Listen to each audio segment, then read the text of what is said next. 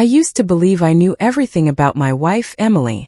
12 years of marriage, raising kids, sharing bills, bedtime stories, late-night arguments we always made up from. I thought that kind of familiarity meant certainty. I was wrong. 3 weeks in Edinburgh. That's how long my company sent me away.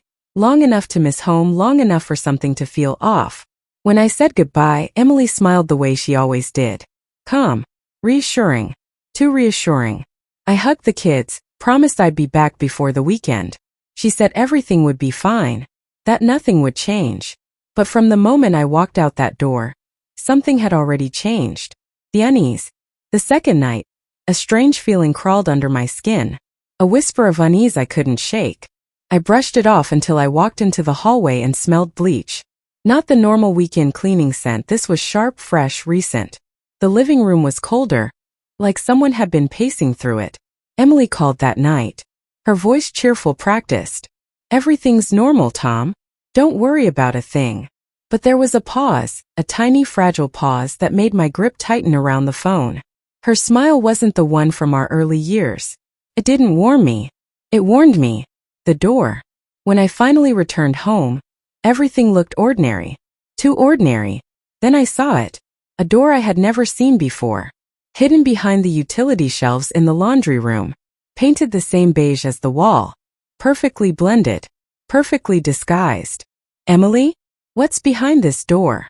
She froze just for a breath. Then smiled. Oh, just a storage closet. Nothing important. But her eyes told a different story. Over the next 2 days, she avoided the laundry room like it was radioactive. And every time I walked past that beige door, I felt something watching me from behind it. Then came the fourth night. Everyone asleep. House quiet except for the hum of the fridge. And I heard it. A scraping sound. Furniture moving. From behind the door. The descent. By morning I'd made up my mind. I needed to know. I opened the door slowly. It creaked like it hadn't been touched in decades. A narrow staircase led downward, into a dimly lit room hidden beneath our own home. The air smelled metallic. Cold. Unwelcoming. My heartbeat thundered as I descended. The room was small but methodically organized. Shelves stacked with boxes, files, documents. A desk with scattered notes. A laptop open on an email draft addressed to someone I didn't recognize. This wasn't storage. This was a life. A life I didn't know existed. Photos scattered across the desk showed Emily smiling. But not with me. A man stood beside her. Different days. Different places. My chest tightened as I picked up a journal. Neat handwriting filled every page. Plans, secrets, confessions. And with every sentence, my marriage unraveled. Emily hadn't just hidden a room. She had hidden herself. The confrontation. A soft creak above. Footsteps. Then her voice. Tom, you found it. She didn't sound angry. Or scared. Just resigned. Why? I asked. Why hide this from me? Why not tell me the truth? She stepped down slowly, hands trembling.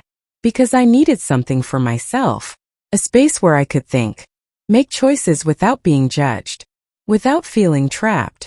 Her words felt hollow. Paper thin.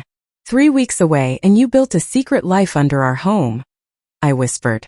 She flinched. And in that moment I saw the truth on her face. Fear, guilt, shame, and something else. Distance. Distance that had been growing long before I noticed it. The realization. I walked past her and out of the room.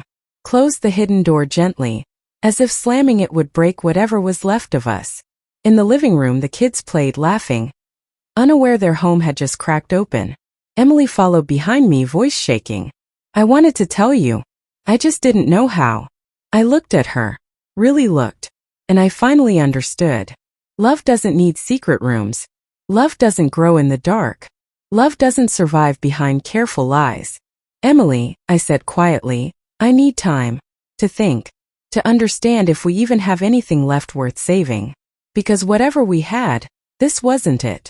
She nodded, tears slipping down her cheeks. But for the first time in months I felt something powerful. Clarity. Not peace, no, betrayal doesn't offer peace. But clarity that the truth was finally out. And the next step was mine to choose.